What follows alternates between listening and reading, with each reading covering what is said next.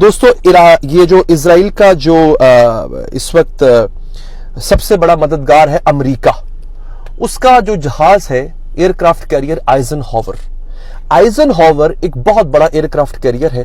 آئزن ہاور جہاں جاتا ہے اس کا مطلب ہے تباہی، پوری تباہی۔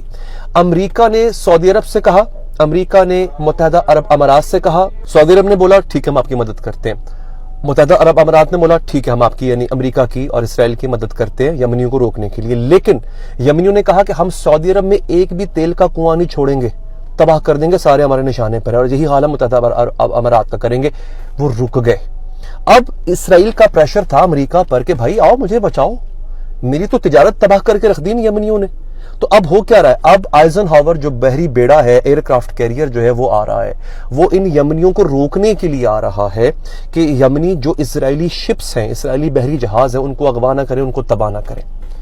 ہوا کیا، یہ میرے سامنے خبر ہے اس وقت گلف آف عدن یا جس کو خلیج عدن کہتے ہیں، اس علاقے کے قریب پہنچ چکا ہے۔ لیکن ابھی تک خبر یہ ہے کہ اس کی جرت نہیں ہوئی ہے کہ وہ یمنیوں کے علاقے میں داخل ہو سکے۔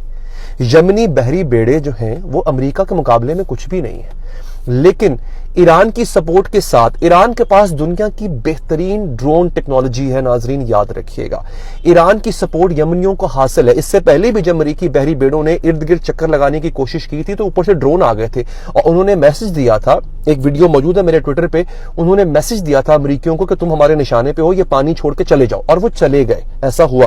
تو یہاں پر بھی یہ خبر ہو رہا ہے کہ اس وقت یہ جو آئزن ہاور ہے یہ صومالی ساحل پر موجود ہے، لیکن اس کا یمنی علاقے کے اندر فی الحال داخلہ نہیں ہو پایا ہے۔ تو تبلے جنگ بچ چکا ہے، لیکن امریکہ بھی انتظار کر رہا ہے کسی صحیح موقع کا۔ اگر امریکہ انگیج ہو جاتا ہے، یاد رکھیے براہ راست اس میں ایران انوالو ہوگا اور یہ بہت بڑی جنگ ہونے جا رہی ہے۔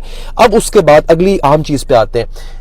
یہ خبر میں آپ کو چلتے چلتے دے رہا ہوں، اسرائیل کا جو سب سے بڑا محافظ ہے نا، میں ہمیشہ سے کہتا آیا ہوں سب سے منافق ترین مسلمان ملک جو ہے وہ اردن ہے، جارڈن جسے کہتے ہیں، اور منافق ترین انسان اس کا بادشاہ ہے اردن کا۔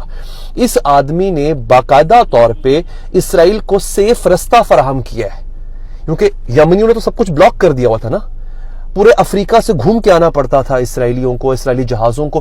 جارڈن نے سیف رستہ فراہم کیا۔ ابھی حال ہی میں انہوں نے اعلان کیا کہ ہم نے ایران سے سمگل ہوتا ہوا ایک اسلحہ پکڑا ہے جو کہ شام جا رہا تھا۔ جھوٹ، ایران سے سمگل ہو رہا تھا اسلحہ اور یہ جا رہا تھا مغربی کنارے ویسٹ بینک، اور ویسٹ بینک سے اس نے غزہ پہنچ جانا تھا۔ کس کے پاس؟ مجاہدین کے پاس۔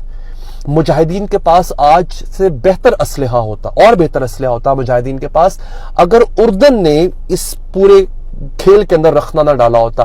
اسرائیل کو سپورٹ ہی جو کر رہا ہے خفیہ طور پہ وہ اردن کر رہا ہے۔ تو یمنیوں نے اردن کے خلاف بھی اعلان جنگ کر رکھا ہے، یاد رکھیے گا۔